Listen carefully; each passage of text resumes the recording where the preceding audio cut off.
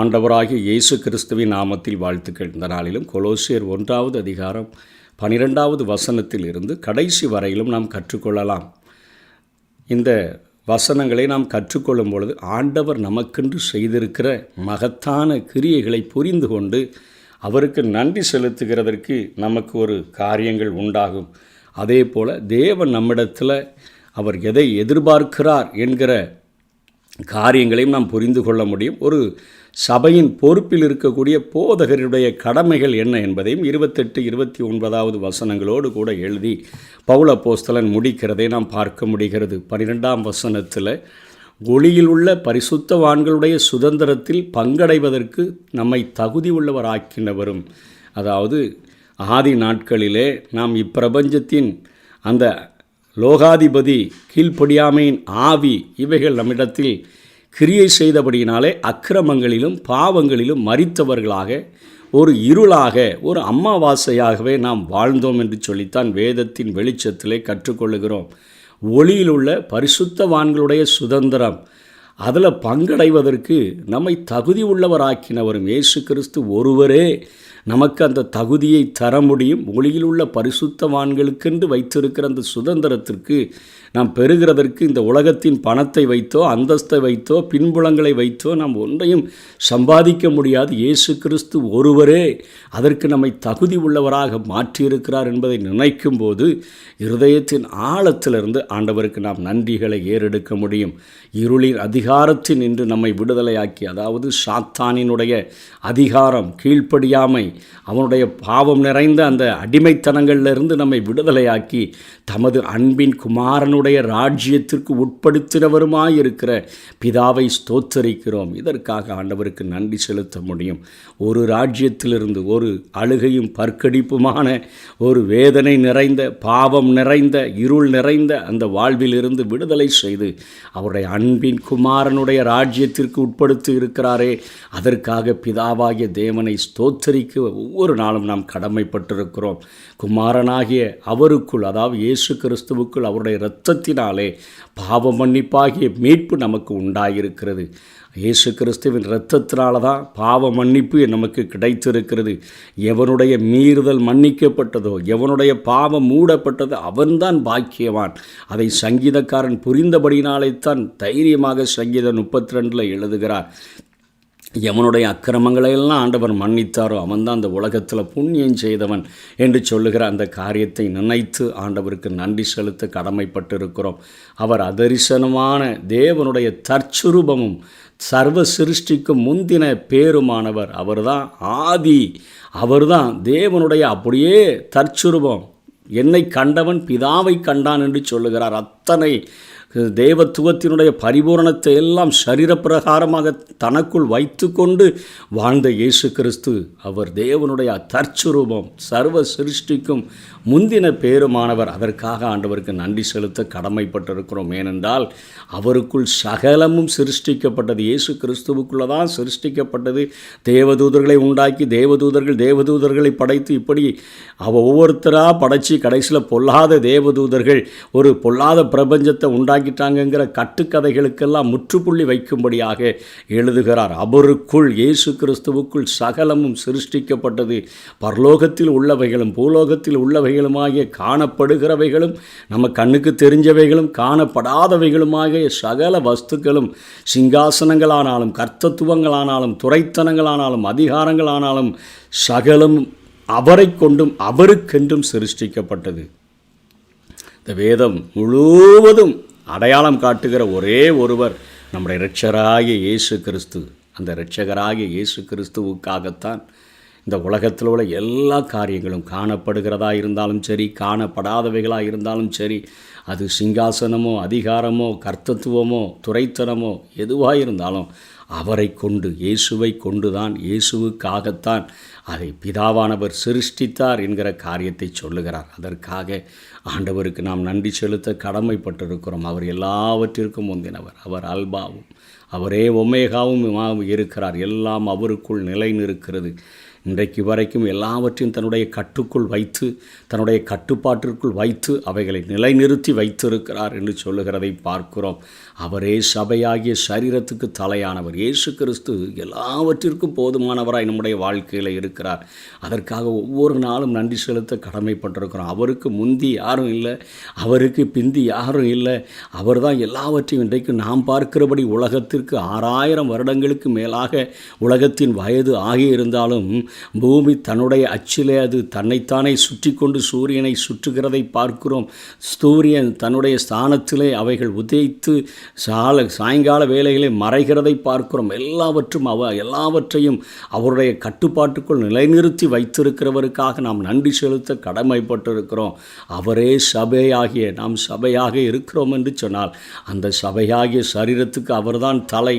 எல்லாவற்றிலும் முதல்வராய் இருக்கும்படிக்கு அவரே ஆதியும் மரித்தோரிலிருந்து எழுந்த முதற் பேருமானவர். அவர்தான் மரித்தோரிலிருந்து எழுத முதல் ஆள் என்று சொல்லி அதற்காக நன்றி செலுத்தும்படியாக பவுல் அப்போஸ்தலன் எழுதுகிறார். சகல பரிபூரணமும் அவருக்குள்ளே வாசமாயிருக்கும். அவர் சிலுவையில் சிந்தின இரத்தத்தினாலே சமாதானத்தை உண்டாக்கி தேவனோடு கூட ஒரு ஒப்புரவாகுதலை, பாவம் செய்த மனிதன் தேவனை விட்டு தேவனுக்கு பகைஞனாக, அந்த பாவங்கள் தேவனுக்கும் மனிதனுக்கும் நடுவாக ஒரு பிரிவினை சுவரை போல இருந்தபொழுது அவர் சிந்தின இரத்தத்தினாலே சமாதானத்தை உண்டாக்கி பூலோகத்தில் உள்ளவைகள் பரலோகத்தில் உள்ளவைகள் யாவையும் அவர் மூலமாய் தமக்கு ஒப்புரவாக்கி கொள்ளவும் அவருக்கு பிரியமாயிற்று. இது தேவனுடைய பிரியம். இயேசு கிறிஸ்துவின் மூலமாய், இயேசு கிறிஸ்து சிந்தின இரத்தத்தின் மூலமாய் பூலோகத்தில் உள்ள மனிதர்கள் விழுந்து போன மனித சமுதாயத்தை தன்னோடு கூட ஒப்புரவாக்கி கொள்ளுகிறதற்காக இயேசு கிறிஸ்துவை பயன்படுத்தினார். அவருக்கு பிரியம் உண்டாயிற்று என்று பார்க்கிறோம். பிரியமாயிற்று என்று எழுதுகிறதை பார்க்கிறோம். அதற்காக தேவனோடு கூட ஒப்புரவாக்கினரே உமக்கு நன்றி என்று சொல்லி நன்றி செலுத்த கடமைப்பட்டிருக்கிறோம். முன்னே அந்நியராயும் துர்க்கிரியைகளினால் மனதிலே சத்துருக்களாயும் இருந்த உங்களையும் பரிசுத்தராகவும் குற்றமற்றவர்களாகவும் கண்டிக்கப்படாதவர்களாகவும் தமக்கு முன் நிறுத்தும்படியாக அவருடைய மாம்ச சரீரத்தில் அடைந்த மரணத்தினாலே இப்பொழுது ஒப்புரவாக்கினார். இப்பொழுது தேவனோடு கூட ஒப்புரவாக்கப்பட்டிருக்கிறோம். அப்பா பிதாவே என்று கூப்பிட பண்ணுகிற புத்திர சுவிகாரத்தின் ஆவியை பெற்றிருக்கிறோம். முன்னே அந்நியராக இருந்தோம், துர்க்கிரியைகளினாலே மனதில் சத்துருக்களாக இருந்தோம். நம்மை இப்பொழுது குற்றமற்றவர்களாக பரிசுத்தராக கண்டிக்கப்படாதவர்களாக மாற்றி ஒப்புரவாக்கி வைத்திருக்கிறாரே, அதற்காக நன்றி செலுத்தும்படியாய் கடமைப்பட்டிருக்கிறோம். நீங்கள் கேட்ட சுவிசேஷத்தினால் உண்டாகும் நம்பிக்கையை விட்டு அசையாமல் ஸ்திரமாயும் உறுதியாயும் விசுவாசத்தில் நிலைத்திருப்பீர்களா? அப்படியாகும். ஆழமாக வேரூன்றுகிற ஒரு கிறிஸ்தவ வாழ்க்கையை பேசுகிறார். ஒரு மனிதன் ஆவிக்குரிய வாழ்க்கையில் ஆழமாக கட்டப்பட வேண்டும். அந்த சுவிசேஷம் வானத்தில் கீழ் இருக்கிற சகல சிருஷ்டிகளுக்கும் பிரசங்கிக்கப்பட்டு வருகிறது. அதற்கென்றே பவுலாகிய நான் ஊழியக்காரனானேன் என்று சொல்லுகிறார். ஆகவே நாமும் இந்த காரியங்களுக்காகத்தான் ஆண்டவரே இந்த சுவிசேஷத்தை வானத்தின் கீழ் இருக்கிற சகல சிருஷ்டிகளுக்கும் அறிவிப்பதற்காக என்னையும் ஊழியக்காரனாக்கி இருக்கிறீர் என்கிற அந்த நோக்கத்தை நாம் புரிந்து கொண்டு ஆண்டவருக்கு நன்றி செலுத்த வேண்டும். இப்பொழுது நான் உங்கள் நிமித்தம் அனுபவிக்கிற பாடுகளில் சந்தோஷம் அடைந்து கிறிஸ்துவனுடைய உபத்திரவங்களில் குறைவானதை அவருடைய சரீரமாகிய சபைக்காக என் மாம்சத்தில் நிறைவேற்றுகிறேன். அதாவது குறைவான உபத்திரவம் என்று சொன்னால் கிறிஸ்து அடைந்த உபத்திரவத்தை போல இந்த உலகத்தில் எந்த ஒரு மனிதனும் அவ்வளோ பெரிய உபத்திரவத்தை அடைய முடியாது. சபிக்கப்பட்ட ஒரு சிலுவை மரணத்திலே தன்னுடைய சரீரத்தை அப்படியே கிழிக்கிறதற்கு ஒப்பு கொடுத்தாரே, அந்த பாடுகளில் அந்த உபத்திரவங்களில் கொஞ்சம் உபத்திரவத்தை என்னுடைய மாம்சத்தில் நான் நிறைவேற்றி வருகிறேன் என்று சொல்லுகிறதை பார்க்கிறோம். அதற்காக எனக்கு ரொம்ப சந்தோஷமாக இருக்குது. அவருடைய பாடுகளில் கொஞ்சம் பங்குள்ளவனாக மாறியிருக்கிறேனேன்னு சொல்லுகிறதை பார்க்கிறோம்.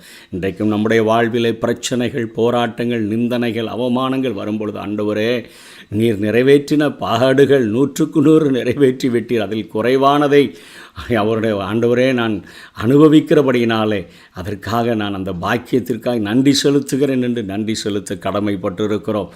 ஆதி காலங்களுக்கும் தலைமுறைகளுக்கும் மறைவாயிருந்து இப்பொழுது அவருடைய பரிசுத்தவான்களுக்கு வெளியாக்கப்பட்ட இரகசியமாகிய தேவ வசனத்தை பூரணமாய் தெரியப்படுத்துகிறதற்கு சபையின் காலம், இந்த கிருபையின் காலம் யூதர்களுக்கோ அல்லது பழைய ஏற்பாட்டு தீர்க்கதரிசிகளுக்கோ அது அறிவிக்கப்படவில்லை. ஆகவே ஆதி காலங்களில் வாழ்ந்த ஆபிரகாமுக்கோ அதற்கு பின்பாக வந்த ராஜாக்களுக்கோ தாவீது அவர்களுடைய காரியங்களிலோ அல்லது ஏசாயா அவர்களுடைய காரியங்களிலோ இந்த சபையினுடைய நாட்கள் கிறிஸ்துவினுடைய முதல் வருகையை அறிவித்தார்களே ஒழிய இந்த சபையின் காரியங்கள் அவர்களுக்கு மறைக்கப்பட்டிருந்தது. அதைத்தான் சொல்கிறார். தலைமுறைக்கு மறைவாயிருந்து இப்பொழுது அவருடைய பரிசுத்தவான்களுக்கு வெளியாக்கப்பட்ட இந்த இரகசியத்தை தேவ வசனத்தை பூரணமாய் தெரியப்படுத்துகிறதுக்கு உங்கள் பொருட்டு தேவனால் எனக்கு அளிக்கப்பட்ட உத்தியோகத்தின்படியே இந்த வேலையின்படியே நான் அந்த சபைக்கு ஊழியக்காரனானேன். தன்னுடைய பொறுப்பை எத்தனையாய் உணர்ந்து அங்கே வெளிப்படுத்துகிறார். புறஜாதிகளுக்குள்ளே விளங்கிய இந்த இரகசியத்திலுள்ள மகிமையின் ஐஸ்வர்யம் என்னதென்று தேவன் தம்முடைய பரிசுத்தவான்களுக்கு தெரியப்படுத்த சித்தமானார். கிறிஸ்துவானவர் மகிமையின் நம்பிக்கையாக உங்களுக்குள் இருப்பதே அந்த இரகசியம்.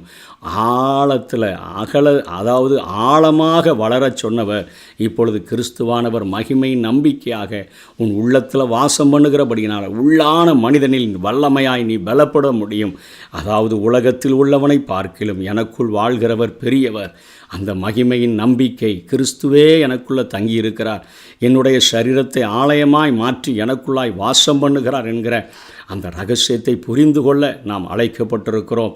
எந்த மனுஷனையும் கிறிஸ்து இயேசுவுக்குள் தேறினவனாக நிறுத்தும்படிக்கு அவரையே நாங்கள் அறிவித்து எந்த மனுஷனுக்கும் புத்தி சொல்லி எந்த மனுஷனுக்கும் எல்லா ஞானத்தோடும் உபதேசம் பண்ணுகிறோம். ஊழியக்காரனாக இருக்கிறவர்களுடைய தகுதி இதுதான். எப்படி இன்றைக்கு கறந்து விடலாம், எப்படி ஏமாற்றி விடலாம், எப்படி வஞ்சித்து ஜனங்களை கைக்குள்ளே வைத்து விடலாம் என்பது ஊழியனுடைய கடமை இல்லை. எந்த மனுஷனையும் கிறிஸ்து இயேசுவுக்குள் தேறினவனாக நிறுத்தும்படிக்கு அவரையே நாங்கள் அறிவித்து இயேசுவை அன்றி வேறு ஒன்றையும் நான் உங்களுக்குள்ளே அறியாதிருக்க தீர்மானித்திருந்தேன். அதுதான் பவுலுடைய ஆழமான ஒரு வாஞ்சை. அவரையே நாங்கள் அறிவித்து எந்த மனுஷனுக்கும் புத்தி சொல்லி எந்த மனுஷனுக்கும் எல்லா ஞானத்தோடும் உபதேசம் பண்ணுகிறோம். அதற்காக நான் எனக்குள்ளே வல்லமையாய் கிரியை நடப்பிக்கிற அவருடைய பலத்தின்படி போராடி பிரயாசப்படுகிறேன் என்று எழுதுகிறார். இதற்காகத்தான் நான் அப்போஸ்தலனாக ஊழியனாக உத்தியோகத்தை பெற்றவனாக அழைக்கப்பட்டதற்கு காரணமே கிறிஸ்து இயேசுவுக்குள்ள தேறினவனாக நிறுத்த வேண்டும். அவரையே நாங்கள் அறிவிக்க வேண்டும். எந்த மனுஷனுக்கும் புத்தி சொல்லுகிறதும் எல்லா காரியத்துக்கும் நோக்கமே இதுதான்.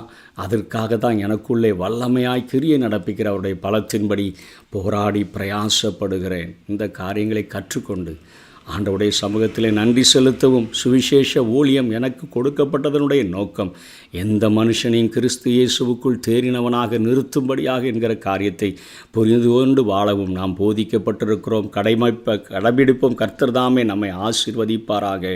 ஆமென்.